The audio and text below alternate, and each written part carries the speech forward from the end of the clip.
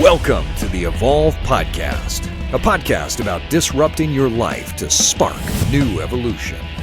Evolve your body, evolve your mind, evolve your soul, and evolve your tribe. And now it's time to disrupt.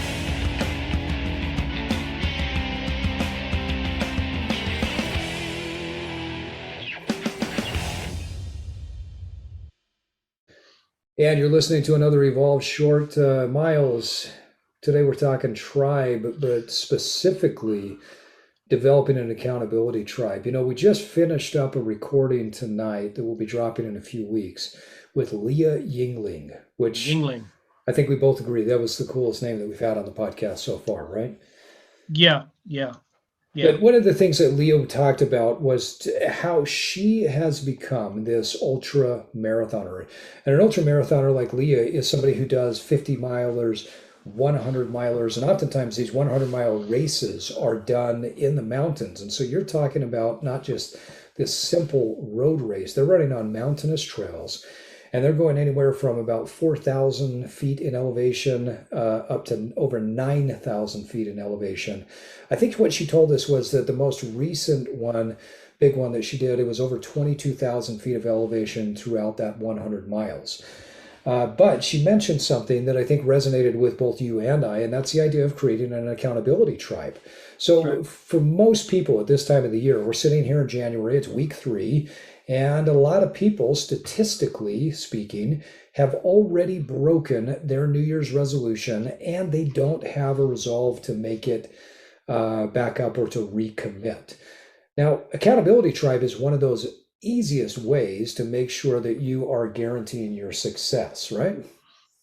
Yep. So what are some things that people can do in order to create their own accountability tribe? Tell our listeners about what you've done in the past to be successful with having a tribe. Well, one, the biggest thing, because oftentimes people are just so afraid to get started and afraid to continue because they feel like they're alone. You know, they're alone. And what the tribe does is help reinforce you.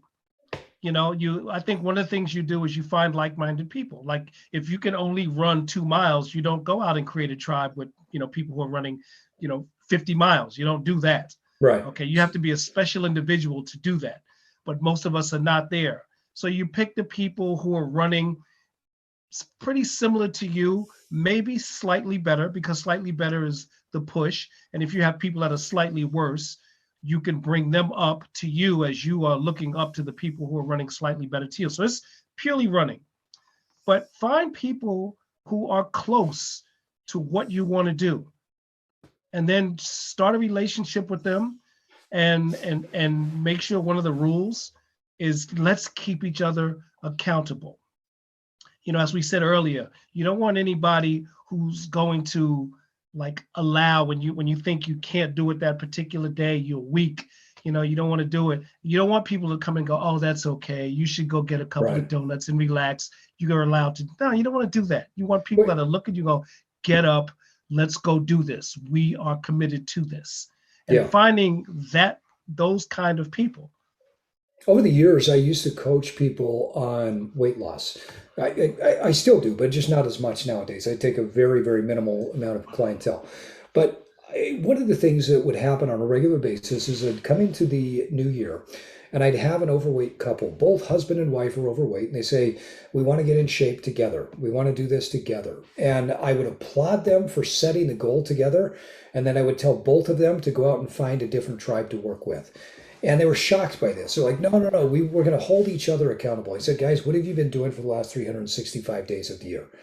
And when we broke it down, they've been sitting around eating chips on the couch, and that was their activity. I said, don't get me wrong. If you can commit to doing something active on a regular basis together, like going for a walk, great. If you want to get in great shape, you need to find somebody who doesn't have the same poor habits you have.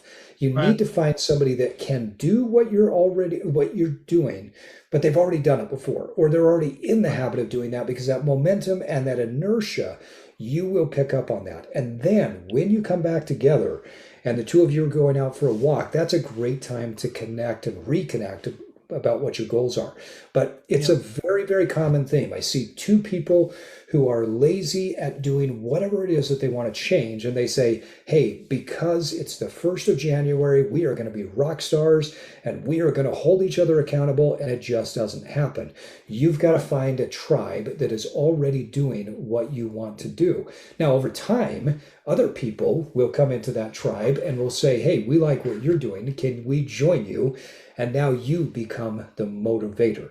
So I think that's a key point. Find that tribe, but find people who are already doing what you're doing. If you need to have the people who are holding you back in your life, i.e. a spouse, a boyfriend, a girlfriend, or friends that aren't very healthy, keep them in your life, but find people that you spend time with that will adopt, or that have already adopted your healthier lifestyle, whatever that may be. What's another and point? even if you don't, if you how sometimes you're associated with similar people. You've got these bad habits, and you're associated with people who have the same habits, and you are reinforcing each other's habits.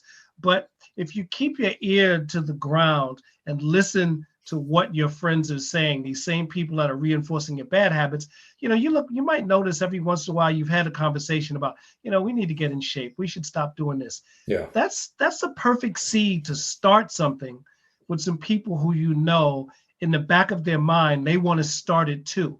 Because once you introduce the accountability to that, then that might start to prop you guys up, and you'll have friends drop out and they might drop back in.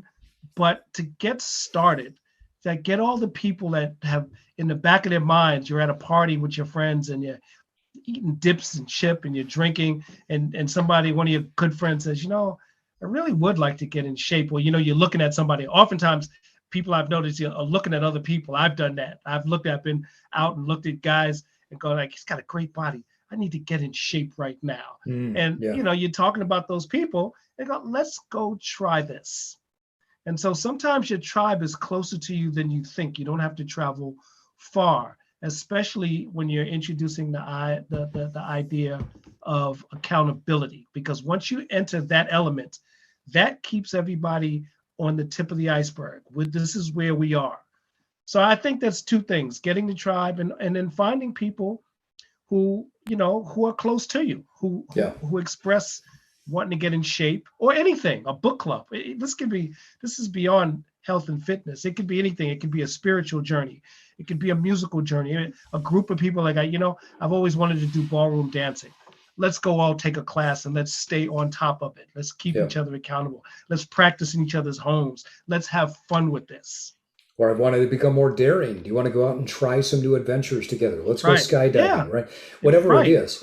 I agree. I think when I think back to episode 41 of the Evolve podcast, when we had Jason Hewlett, and Jason's title of his book, The Promise to the One, really resonated with me. When he talks about making a promise to the one is yourself. Make a promise. Don't make a goal. Don't make a resolution. Make a promise to yourself. It's hard to keep too many promises. Now, we all know those people in our lives where they make a lot of promises because they think that it makes them look really cool, and then they keep none of them. Don't be that person. Have some self-compassion, have some love, and have some integrity by making one promise to yourself and saying, this is the promise that I'm going to keep. And then go out and tell that promise to your tribe. I guarantee you that if you've got the right tribe, they're going to help to hold you accountable. If you don't have the right tribe, guess what? It's time to go find the right tribe. And there you have it for our evolutionary listeners. We've got another Evolve short in the books. Don't forget to follow us on Instagram at evolve_cast. Join the Evolve community by going to evolve-cast.com to pick up our great clothing line. Like this episode, life is short, but it's time for you to get out there and evolve. And evolve. Thank you for listening to the Evolve Podcast. If you like this episode, share it with your friends. Follow us on Instagram at evolve_cast and subscribe to our podcast on your favorite podcasting app. And now it's time for you to get out there and evolve.